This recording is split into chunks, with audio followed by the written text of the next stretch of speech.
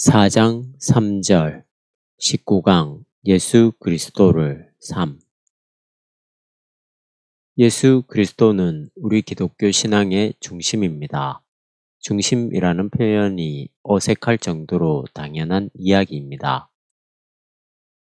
당연하지만 그것이 말하려고 하는 의미의 중심으로 들어가는 건 그렇게 간단하지 않습니다. 여기에는 여러 가지 이유가 있겠지만 가장 핵심적인 이유는 다른 것과도 연관되는 문제인데 우리가 기독교 신앙의 중심을 잘 모르기도 하고 또 알려고도 하지 않는다는 것에 있습니다. 무슨 말이냐? 한국 기독교인들처럼 신앙의 열정을 보이는 나라가 어디에 더 있겠느냐? 이런 말이 가능합니다. 물론 열정적이긴 하지요. 그것을 우리가 매도할 수는 없습니다. 그러한 열정이 식고 건조한 지성주의, 더 나아가서 냉소주의에 빠져있는 신앙을 우리가 좋다고 말할 수 없습니다. 인간적인 약점을 보인다고 하더라도 그 열정은 필요한 거죠. 그러한 부분이 있기는 하지만 그런 것에 너무 매몰되어서 정작 우리가 알아야 될 기독교 신앙의 중심을 놓치는 경우가 많이 있다고 하는 겁니다. 기독교 신앙에 대한 관심보다도 자기에 대한 관심이 많다는 이야기입니다. 답이 기대했던 것하고 다른지 모르겠습니다만 제가 보기에는 그것이 가장 중요한 문제입니다. 기독교 신앙에 대한 관심과 자기에 대한 관심이 어떻게 다른지는 제가 여기서 설명하지 않겠습니다. 앞으로 강의에서 한두 번 다룰 것이기 때문에 설명을 드리지 않는다고 하더라도 여러분들이 아실 겁니다. 예수의 신앙을 빙자하여 자기에 대한 관심은 남이 따라가기 힘들 정도로 강렬하게 나타나지만 무엇을 믿고 있느냐에 있어서 무엇을에 대해서는 별로 관심이 많지 않다는 것입니다. 이러한 것들을 인식의 결여라고 할 수 있을까요? 지나치게 감성 위주로 빠진, 그래서 이성적인 부분들이 자리를 잡지 못한 신앙 형태라고 할 수 있습니다. 예수 그리스도를 이라는 대목은 사실 간단 명료한 이야기입니다. 예수가 그리스도다. 그리고 삼위일체에서 아들의 위격이다. 그리스도가 우리를 구원하셨다. 다시 오신다 등등의 이야기를 하는 것으로 대충 우리가 예수 그리스도를 믿는다고 하는 것이 무엇인지를 안다고 말할 수 있습니다. 그러나 그것이 그렇지 않거든요. 여기는 아주 미묘한 그리고 신학적으로 많은 논의가 전개된 내용들이고 앞으로도 계속 생각해야 될 문제들입니다. 신학이라고 하는 문제, 예수 그리스도의 십자가와 부활, 재림, 교회, 인간 구원 등등에 대한 역사적이고 이성적인 해명이라고 할 수 있는 이 신학은 아직 끝나지 않은 문제예요. 여전히 신학은 논쟁적이라고 하는 겁니다. 신학만이 아니라 신학의 토대를 이루고 있는 복음도 여전히 논쟁적이고 진리에 근거해서 많은 것들을 이야기해야 된다는 것입니다. 예수 그리스도에 대한 이야기가 지난번 강의에서 역사적 예수에 대한 문제를 잠깐 따라가는 것으로 정리가 되었어요. 역사적 예수가 선포한 임박한 종말의 문제가 접근하기가 그리고 우리가 정의해내기가 까다롭다고 하는 겁니다.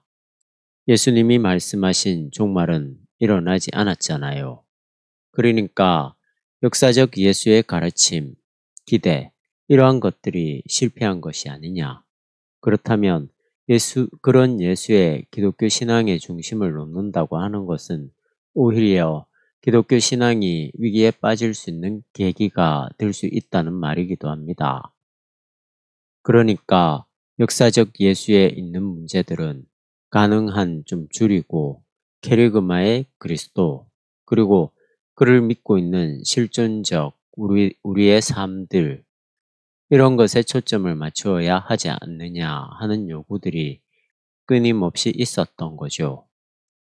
기독교 신앙에 예수님을 통한 종말론적 성격을 약화시켜 보려고 하는 시도들이 많이 있었습니다. 그러나 기독교 영성, 기독교 신앙의 중심은 예수님에게서 드러난 특성들, 여러 번 말씀드린 임박한 종말에 대한 선포는 정말 독특한 것이거든요.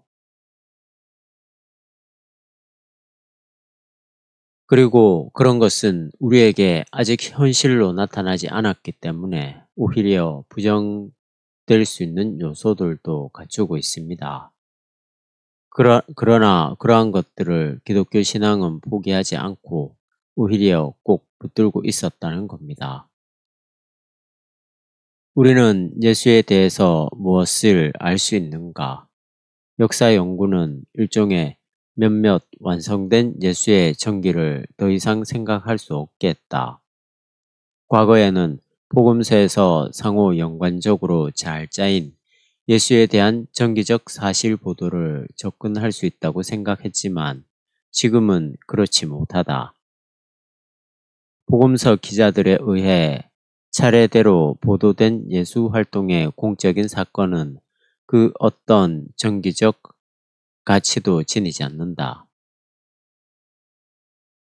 오히려 서로 다른 복음서에서 볼 수 있는 개개 전승 단편들은 각기의 상이한 신학적 관점에 따라서 완전히 다른 순서로 배열되어 있다. 역사적 예수 연구, 즉 정기적 연구는 불가능하다고 이미 신학에서 판가름 났습니다. 역사적 예수를 복원하는 것은 불가능한 일이죠. 그러면 역사적 예수에 대한 근거가 없다는 말이냐? 그렇지 않습니다. 완전히 뒤죽박죽이라고 이야기할 수는 없지만 요한복음만 일단 본다고 하더라도 상당히 다르니까요. 공간복음서도 각기 예수에 관한 이야기들이 일관성이 있게 배열되어 있지는 못하다고 하는 겁니다. 요즘 제가 마가복음 묵상을 대구 성서 아카데미 홈페이지에 올리고 있습니다. 지금 읽고 있는 부분도 그렇더군요. 예수님이 예루살렘 입성을 하죠. 나귀를 타고 들어가시고 갈릴리에서부터 따라온 사람들이 겉옷을 길에다 깐다거나 나뭇가지를 들고 흔들면서 평화의 왕이 입성하는 장면을 그려주고 있습니다. 예루살렘으로 들어간 다음에 이 마가복음에 예수님이 성전을 잠시 들어가서 다시 베다니로 나왔다고 합니다. 마태복음에 따르면 나오기 전에 예루살렘 성전을 청결하게 하는 일을 하시거든요. 마가복음은 일단 나왔다가 그 다음날 다시 들어가서 그 일을 하십니다. 이게 예루살렘에 첫 번 들어갔을 때 했느냐 아니면 다음에 들어갔을 때 했느냐 하는 차이들이 공관복음서에 들어있다고 하는 겁니다. 그런 것들이 한두 가지가 아니니까요. 그렇지만 몇몇 본질적인 사건과 실상들은 풍부한 개연성을 포함하고 있으며 역사적인 것으로 간주되어야 한다. 예수가 요한에게 세례받은 일, 예수의 등장과 자신의 특수성, 예루살렘에서 집행된 십자가 처형이 여기에 속한다. 또한 추후에 해석되었다는 의미로 예수의 부활을, 즉 가장 오래된 기독교의 주장을 여기에 포함시켜서 생각해야만 할 것이다. 예수를 이야기할 때 본질적인 어떤 것들은 그런 복음서를 통해서 볼 때 확연한 개연성을 갖고 있다고 하는 겁니다. 작은 어떤 순서상에서 그 차이들은 있고 또 나중에 초기 기독교 공동체에 의해서 새롭게 편집된 내용들도 있어서 예수님에 대한 정기적 사실을 그대로 복원하는 것은 불가능하지만 그러나 중요한 핵심들은 아주 역사적인 것으로 간주해도 좋다는 이야기죠. 그게 십자가 사건까지 있는 거고요. 판넨베르크가 왜 기독교의 부활을 기독교의 가장 오래된 주장이라고 했느냐 하면 바로 이 부활 사건으로부터 예수님의 다른 사건들이 해석되었기 때문입니다. 이렇게 보시면 되는 거예요. 예수님의 탄생 이야기, 어렸을 적 이야기, 공생에 시작하는 이야기 쭉 나가서 십자가 사건 차례차례대로 이야기가 시작된 것이 아니라 오히려 거꾸로 되었다고 봐야 되겠죠. 부활 사건이 가장 처음에 기독교 공동체의 예수님에 대한 신앙의 핵심으로 자리 잡았고 이것이 초기 공동체의 가장 밑바닥에 있던 것이었어요. 다른 것은 좀 차이가 있어요.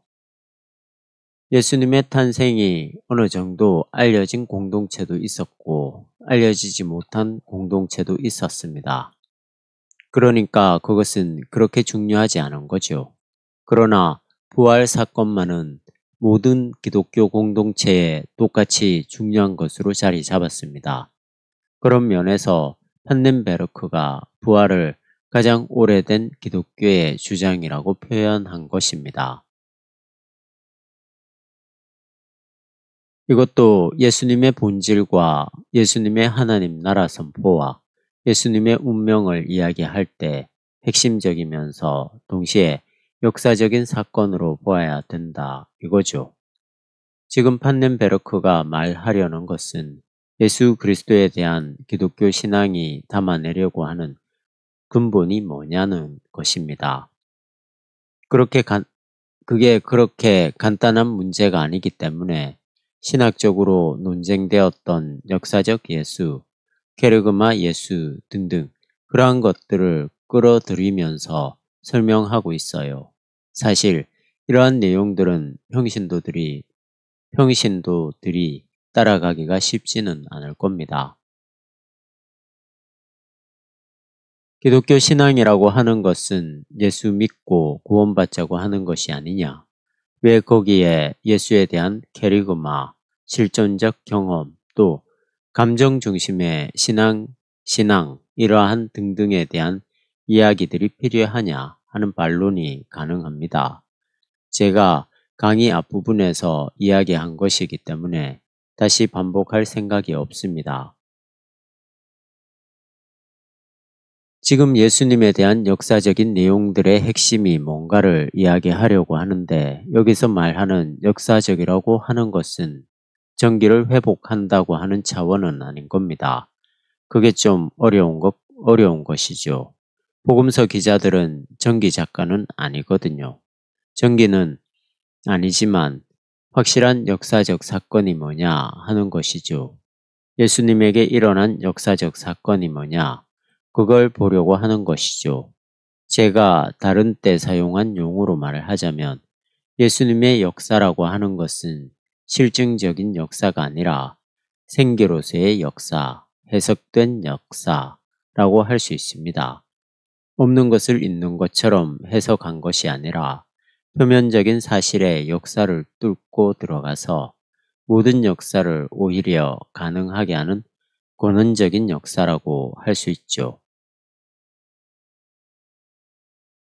예수에 관한 역사 연구의 일반적 판단에 따르면 복음서에 전승된 예수 말씀의 상당한 부분이 예수와 맞닿아 있는 것이 아니라 예수 전통의 전설적 기대에 기인하고 있음에도 불구하고 예수 출현의 전체 성격에 담긴 상을 얻어내기 위한 그 현존적 거점들은 충분하다. 여기에 많은 신학적 논란의 역사가 담겨 있는 거예요. 한쪽에서는 성서에 있는 예수에 대한 해명들을 실증적 사실들로만 이야기를 하고 있고 또 다른 한쪽에 있어서는 그런 것들을 다 2000년 전에 있었던 전설적 세계 속에서 나온 이상, 아이디어에 불과하다고 보는 거죠. 먼저 이야기한 쪽은 근본주의라고 말한다면 두 번째 이야기한 쪽은 자유주의죠. 큰 틀로 거칠게 말해서 그렇게 말할 수 있습니다. 지금 이 문장에서 우리가 알 수 있는 것은 그런 것이 아니라고 말한 거죠. 양쪽의 입장하고는 다른 거죠. 복음서에 구약은 말할 것도 없고 복음서에 분명히 예수에 대한 전설적 기대가 담겨 있습니다. 그걸 우리가 부인할 수 없습니다. 초능력에 대한 어떤 기대감이 있잖아요. 종교 창시자나 성자에 대한 초지성적 요구들이 있는 것입니다. 그런 것들이 동정녀 마리아에게서 나시고 하는 구절들에 들어있는 거죠. 그러한 요소들이 있는 걸 우리가 분명히 인정해야 되고 또 어떤 구절들은 예수와 직접 연관이 없는 것들도 있죠. 예를 들자면 나는 길이요 진리요 생명이다. 이런 것들이 예수님이 직접 말씀하신 것으로 보기에는 어렵거든요. 직접 관계된 것이 아니라 간접적으로 표현된 것이죠. 요한복음에 나와 있는 I am, 나는 이다. 이 문장은 예수님의 입을 빌리기는 했지만 간접적으로 예수님에 대한 고백을 초기 기독교인들이 거기에 진술하는 거죠. 그런 것들을 인정해야죠. 그렇지만 예수의 운명, 예수의 정체성이 무엇인지를 알기 위해서 우리가 필요로 하는 현존적 거점들, 정말 여기에 실질적으로 있는 근거들은 충분하다고 하는 거죠. 충분하다는 거죠. 예수 운명, 그의 전체 성격을 말할 수 있는 것이 무엇인지에 대해 다음과 같이 말합니다. 즉, 그것은 의심할 여지 없이 하나님의 통치가 가까웠다는 기대를 통해서 결정적으로 각인되었다는 말이다. 세계 종말과 더불어 임박한 심판이라는 관점에서 예수는 회개하고 하나님께로 돌아올 것을 요청했다. 동시에 그는 지체 없이 하나님 통치의 구원에 대한 그의 사신을 받아들이고 이로써 예수와 그 사신의 전달자를 승인한 혹은 역으로 예수를 받아들이고 그와 더불어 그의 사신을 승인한 이들에게 그 구원을 설파했다. 인간의 운명은 임박한 하나님의 통치를 어떻게 받아들이는가에 달려 있다고 보았기 때문에 예수는 이렇게 행동할 수 있었다. 하나님의 통치가 가까웠다는 기대를 통해서 결정적으로 각인된 것이 바로 예수 출현의 전체적 성격이라고 할 수 있는 거죠. 그분은 처음부터 마지막까지 하나님의 나라, 하나님의 통치가 가까웠다고 말했습니다. 하나님 나라와 통치가 똑같은 이야기입니다. 가까웠다고 하는 강렬한 기대에서 사신 거죠. 처음부터 끝까지 그렇게 사시고 그렇게 순종하고 그렇게 가르치신 것입니다. 그게 예수가 누구냐고 할 때 가장 중요한 전체적인 성격이라고 할 수 있습니다. 예수는 바로 거기에 기초해서 행동하신 거예요. 거기에 기초해서 사죄의 선포를 할 수 있었습니다. 예수의 고유한 메시지라고 할 수 있습니다.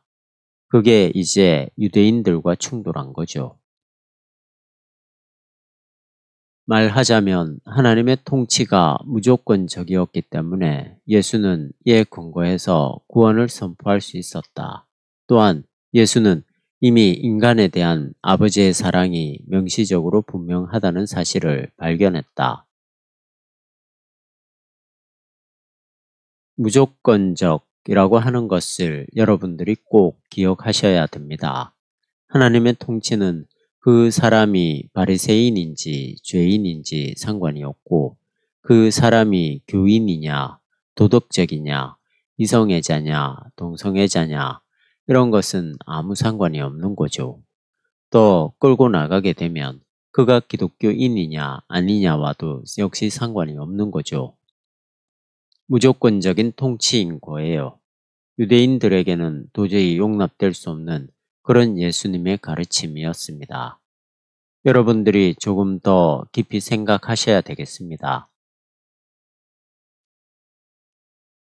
예수는 바로 그것을 선포하시는데 우리는 자꾸만 조건을 달잖아요. 하나님의 통치가 무조건적이었기 때문에 예수님은 유대교라고 하는 조건과 상관없이 구원을 선포할 수 있었습니다. 유대인들의 생각에 의하면 하나님은 이웃을 사랑하게 했지 원수를 사랑하라고 말씀하지 않으십니다. 예수님의 사신에 의하면 그렇지 않은 거죠. 무조건적인 사랑인 거죠.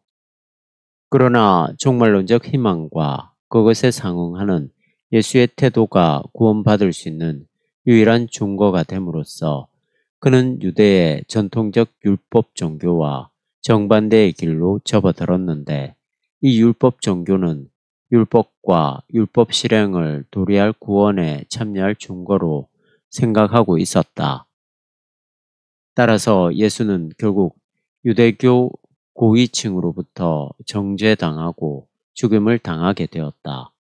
그러나 한 유대인이 예수의 부활 사신이 확실하다는 사실을 증언하게 되는 경우에 이 사건은 그에게 역으로 예수에 대한 정죄가 신적으로 파기되었음을 의미했으며 그리고 예수를 보증하고 또한 그와 그의 사신을 지지함으로써 미래의 인간 구원과 파멸이 하나님 앞에서 결정된다는 것을 의미했다.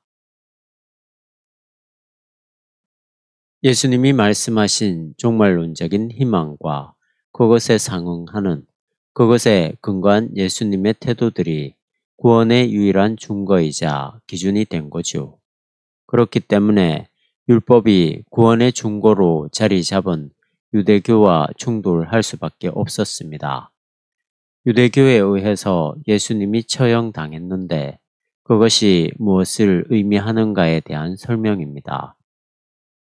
한 유대인이 혹은 어떤 사람이 예수님의 부활이 분명하다고 하는 사실을 선언하고 인정하게 된다면 예수님을 죽인 유대교의 행동이 잘못되었다고 하는 사실이 입증되는 것이라는 이야기입니다.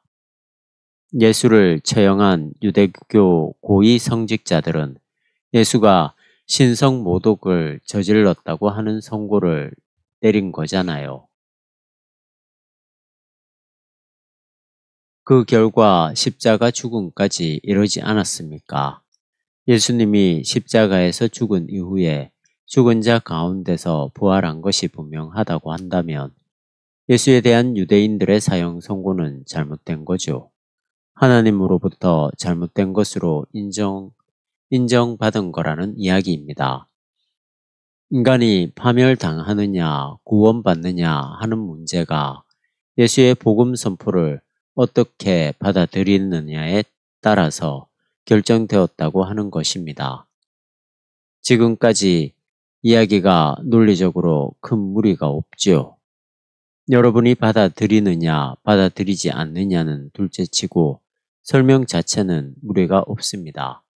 여기서 핵심은 부활입니다. 임박한 하나님 나라를 선포했고 또한 그 하나님의 나라가 하나님의 통치가 조건적인 것이 아니라 무조건적이라고 하는 사실을 선포했고 그 하나님이 아버지라고 하는 사실 그 아버지의 사랑이 분명하다고 하는 사실을 선포한 예수가 있습니다. 이러한 것을 선포한 예수를 유대교에서는 받아들일 수 없었어요. 충돌된 겁니다. 임박한 하나님의 나라, 통치, 사랑, 절대적인 것, 무조건적인 것, 온통 이런 것들이 유대교로서는 용납하기 힘든 것이었습니다. 더군다나 예수의 선포와 예수에게 일어난 생기라는 단계에 들어가게 되면 더욱 그런 거죠. 타협의 여지가 없게 되었습니다. 내용이 그렇게 흘러가게 됩니다. 결국 예수님은 십자가에 처형을 당했는데 기독교인들은 예수님이 하나님에 의해서 부활하게 되었다고 믿게 되었으니까 어쨌든 양자 간의 타협이 불가능한 어떤 지점에 이르게 됩니다. 그 핵심이 바로 예수 그리스도인 거죠. 예수 그리스도에게 일어난 부활 사신이죠. 만약에 부활이 역사적인 사실이 아니라고 증명된다면 예수님의 하나님 나라 선포는 그 동기가 아무리 순수하더라도 실패한 것일 수밖에 없습니다. 결국 기독교 신앙, 예수 그리스도를 향한 기독교 신앙이 참되냐 그렇지 않느냐의 결정은 이 부활 사건으로 모아진다고 볼 수 있습니다.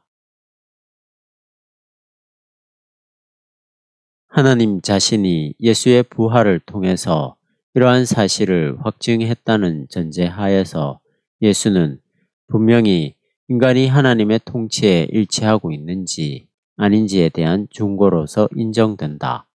따라서 이것은 예수가 그것 말고는 아무것도 실행하지 않았기 때문인데 하나님의 미래를 위한 혹은 반대하는 결단 앞에 인간이 직면해야만 한다는 것을 뜻한다. 예수의 하나님이 참된 하나님이라면 역으로 예수의 사신이 하나님으로부터 보증되었다면 하나님 나라의 임박함에 대한 예수 사신을 받아들이는가 아니면 거절하는가라는 문제는 사실상 하나님 자신을 받아들이는가 아니면 거절하는가라는 문제와 다르지 않다. 예수님의 부활을 통해서 예수 그리스도가 바로 인류 구원의 절대적 기준이라는 사실을 하나님이 확증했다는 전제에서 본다면 예수님은 바로 우리들의 신앙에서 즉 우리가 하나님의 나라에 일치하고 있는가의 문제에서 단초 혹은 근거입니다. 예수님의 운명이 하나님에 의해서 결정되었다고 한다면 그것은 바로 예수님이 선포한 말씀을 받아들이느냐 아니냐 하는 문제가 하나님을 받아들이냐 아니냐는 문제와 일치한다는 겁니다. 어려운 말이 아니지요. 따라서 하나님에 대한 신앙은 사실상 예수 사신과의 일치 가운데서만 가능하다. 인간의 태도가 실제로 예수에 의해 선포된 증거에 상응하든지 아니면 그의 태도에서 예수 사신이 명시적으로 받아들여져야만 한다는 말이다. 궁극적인 문제는 즉 예수의 사신에 대한 신앙이 내포하고 있는 예수에 대한 신앙은 어떻게 예수가 그에 대한 신앙에 기초한 공동체의 출현과 그 확산을 통해서 모든 하나님 인식의 증거로서 명백하게 작용하게 되는지를 가리키는 방식에 있다. 문장이 번역이라서 확 들어오지 않을 수도 있습니다. 내용도 조금 까다로워 보입니다. 핵심은 간단한 겁니다. 깊이는 있지만 명료한 거죠. 핵심은 예수 그리스도가 기독교 신앙에서 하나님을 이해하는 기준이라는 겁니다. 문제는 그것이 설득력을 갖추었느냐 하는 겁니다. 하나님 인식은 다른 종교에도 있는 겁니다.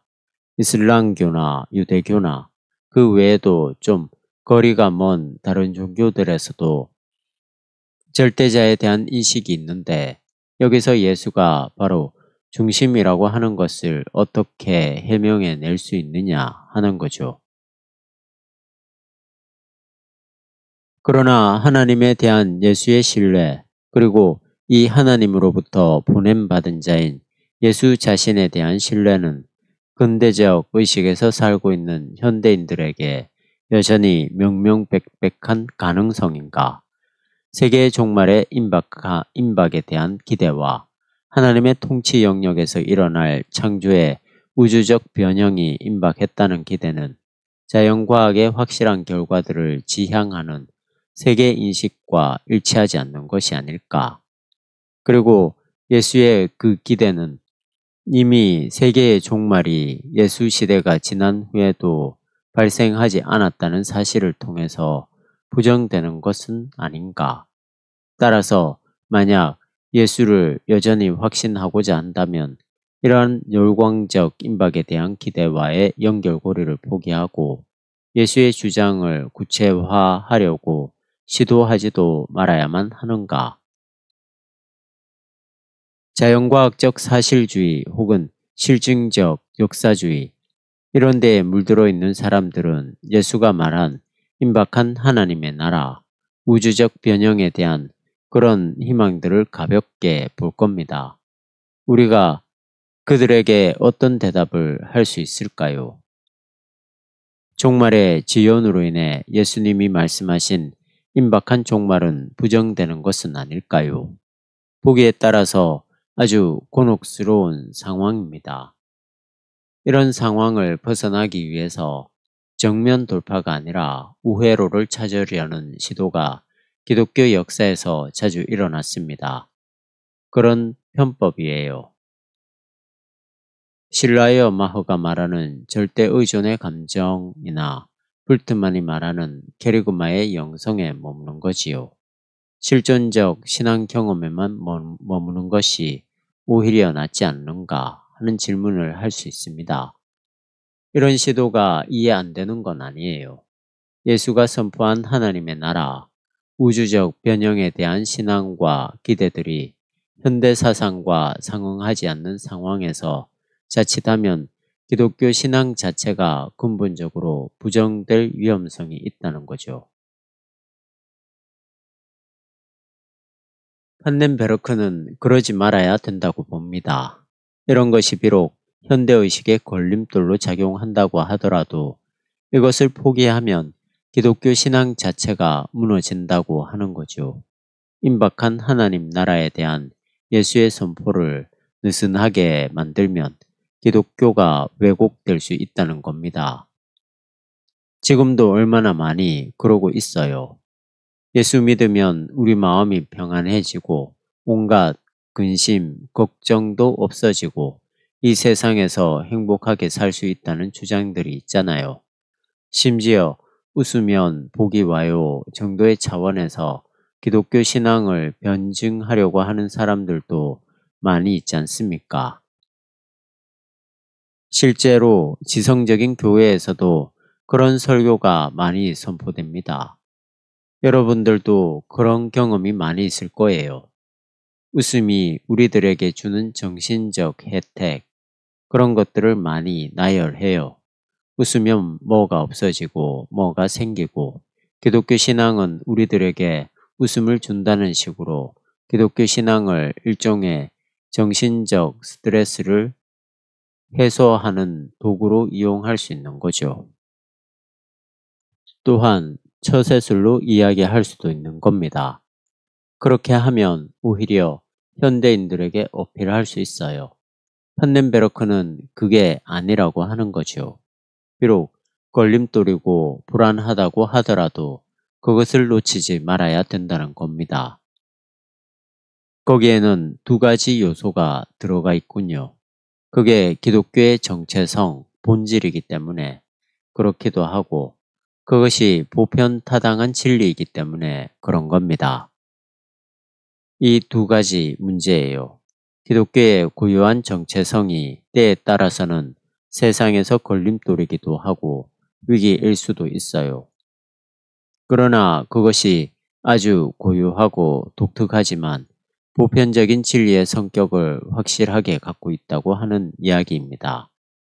이걸 푸는 게 아마도 신학이겠지요. 기독교의 독특한 정체성을 보편적 진리 이해와 하나로 묶어서 해명하는 작업이라고 할 수 있습니다. 이 문제를 우리는 두 가지 각도에서 접근해야 한다. 첫째는 예수 자신의 고유한 핵심을 현존적 세계 변형인 하나님의 통치가 임박했다는 그의 기대로부터 분리해낼 수 있을지 모른다는 것은 일종의 착각이라는 시각이다. 예수가 자신의 고유한 출현을 통해서 임하게 될 하나님의 통치에 대해서 언급한 것은 그 통치의 임박한 미래에 앞서서 던져진 불빛일 뿐이다. 하나님의 사랑에 대한 예수의 사신은 하나님의 강압적 미래가 매우 긴박하다는 사실을 직접적으로 전제하고 있다.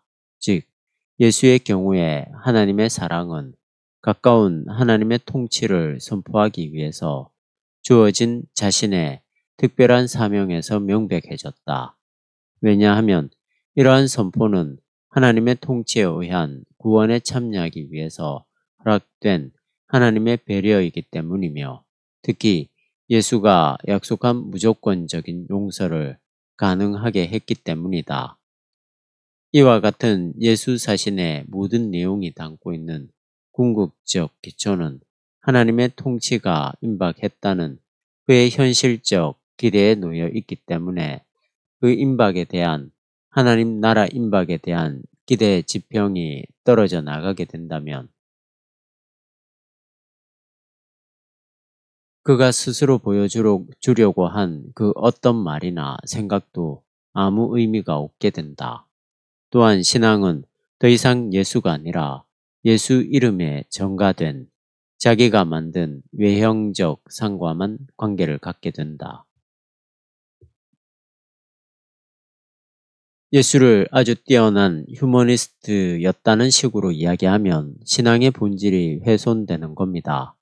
예수님의 모든 말과 모든 행위들은 임박한 하나님의 나라, 우주적 변형이라고 하는 종말론적인 기대와 희망과 단단하게 연결되어 있다고 하는 거죠. 보수적인 입장에 있는 사람들이나 진보적인 입장에 있는 사람들이나 비슷하게 나타나는 현상인데 사랑을 기독교 신앙의 근거인 것처럼 말합니다. 개인적으로는 도덕적 실천일 수도 있고 사회적인 차원에서 보면 사회 변혁을 향한 투쟁일 수도 있는데 오늘 본문에 나와 있듯이 예수 이름에 전가된 예수 자체가 아니라 예수 이름에 전가된 자기가 만든 외형적 상과만 관계를 갖게 된다는 게 첫 번째 관점이었습니다. 둘째로 하나님의 통치가 임박했다는 예수의 기대가 좌초되었다는 주장은 더 많은 논증이 없는 한 설득력을 갖지 못한다는 시각이다. 즉, 예수의 부활에 대한 사신이 진지하게 받아들여질 수 있다면 임박에 대한 예수의 기대는 아직 세상에서 완전하게 이루어지지는 않았지만 그의 고유한 인격체에서는 이루어졌다고 보아야 한다. 왜냐하면 예수에게서 죽은 자로부터의 부활이 발생했기 때문이다. 이것은 그야말로 최종적 구원이거나 아니면 최소한 하나님의 통치에 대해서 유대적 기대가 희망한 영원한 삶의 최종적 구원에 이르는 입구이다.